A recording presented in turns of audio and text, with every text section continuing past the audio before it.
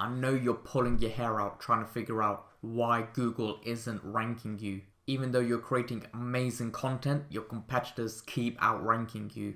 And it feels no matter what you do, you can't move the needle forward. I've spent well over 16,000 hours doing SEO, and I'm going to show you fast, practical SEO tips that you can implement today that's going to grow your SaaS startup, generating you more rankings and as a result more leads from the search engines. The first thing you're going to do is link to commercial pages in your footer. This takes literally 2 minutes to do. So we take a look at vidIQ right here. If we scroll to the bottom, they've got their footer linked. So let's just say they're trying to rank their agency solution page. So they're trying to sell their service obviously here. Well, let's see how many pages they've got on the site. So you're literally going to use this site, search operator site, and then the domain name. So in this case, vidiq.com, and then hit search. If we go to tools right here, we can see they've got well over 1 million pages. And guess what? This link right here, the agency link to this page, is on pretty much every single page. So they've got over 1 million internal links to that page. And as a result, they're telling Google, hey, this is an extremely important page. I want you to rank it and pay attention to it. Then you go to make sure each page that you want to rank has at least 5 contextual links. And when I say contextual links, I mean actually inside the content. So for example, right here, that could be a contextual link. So let's just say you're trying to rank this page here, instant YouTube thumbnails for your videos. Here's what you're going to do to get those link ideas. So literally you're going to use site : and then your domain name plus your topic. So in this case is thumbnail, right? Because this is instant YouTube thumbnails from your videos. And then you can see number 1 result is this exact page, so we're not going to use that. So if we take a look at this, 12 best YouTube thumbnail ideas people love to click on. Of course, related to thumbnails. It's related to thumbnails. And guess what? This right here, this link, it's considered a contextual link. All you're going to do is link from this page to the page you want to rank, this page right here. And you're going to build a minimum of 5 of these links. More is better. Then you're going to ensure your target keyword, the keyword you want to rank for, is in your meta title and your H1 tag. So the meta title is simply this blue link here when you search for something, and the H1 tag is literally a HTML tag. So if you use this extension, Easy SEO extension, go to subheadings, and you can see this is the H1 tag. They've got multiple H1 tags. There should only be 1 H1 tag per page. And when you have your target keyword in a meta title and a H1 tag, it's a really large signal to Google that, hey, this is what this page is about. I personally pushed countless pages to the first position by simply tweaking the meta title and H1 tag. Then you're going to go ahead and optimize the meta titles for clicks, because if no one's clicking, well, guess what? It doesn't matter about all these optimizations I've been going over.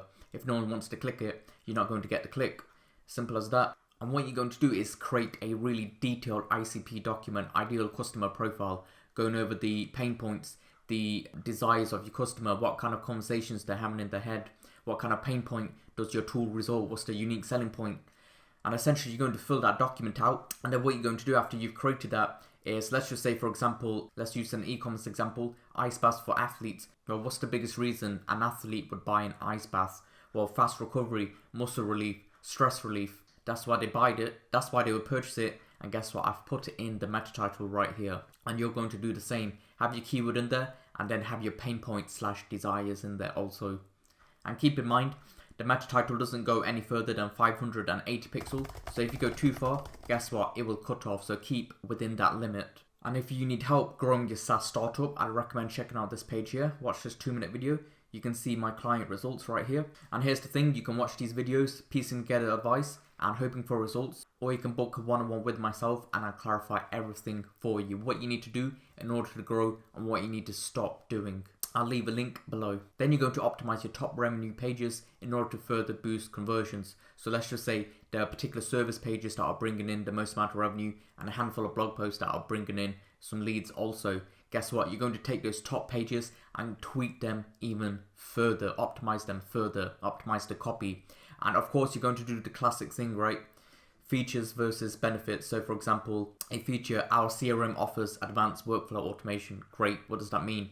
A benefit would be close deals faster and free up hours each week with our smart workflow automation. So guess what? We're saying close deals faster, i.e. make money faster, and save time, so free up hours. Then you're going to address objections. So literally you're just going to make a list of objections that people may have, then answer those objections and put them in the page in order of importance. So for example, an objection could be, is it hard to set up? In your copy, you could write, "Get started in minutes, no technical skills needed, plus our team is ready to guide you every step of the way." So you're basically giving them no excuses to buy your product. And of course, social proof is extremely important. So in the copy, you could put something along the lines of "trusted by 5,000 plus startups and enterprises to streamline their customer relationships." Add in reviews and basically let people know that it's trusted. Next up, make it easy to skim. And I don't know why more people don't implement this, because people these days, they don't read from top to bottom. They're constantly darting around on the page and they're skimming. So make it easier for them to skim. And you're using bullet points. Make sure you've got bolded text for key benefits. Add short paragraphs. Make it easy for them. You want to serve your content on a silver platter for the user. Then you're going to use emotional triggers. So tap into fear, desires, belonging, ambition where appropriate. So for example, stop losing leads to clunky systems. Feel the confidence of knowing your team never misses an opportunity again. So with this, you're giving them relief as well as ambition at the same time. And this one's really important. This is something that so many people skip whenever I'm auditing a SaaS business. Add lots of screenshots in your tutorials. A lot of the time, it's just a big block of text, a few images, and they call it a day. Well, guess what? An image speaks 1,000 words. People rather look at an image over reading some texts. So in this example, we've got an SEO tool, SEMrush, and they're breaking it down in their blog. And then they've written some content, and then they've added another screenshot to go with it, basically holding the reader's hand. You want to pretend that your reader is extremely lazy. And it's kind of like building IKEA furniture. No one likes it when it's just pure text. Connect A to pole B. They want images in there because it means they don't have to process information as much. They don't have to pay as much attention. And we know these days, people's attention spans are extremely low. And if you're like me, you like to write content once and that content ranks for years and years to come. In this video, I show you how I've done it for clients.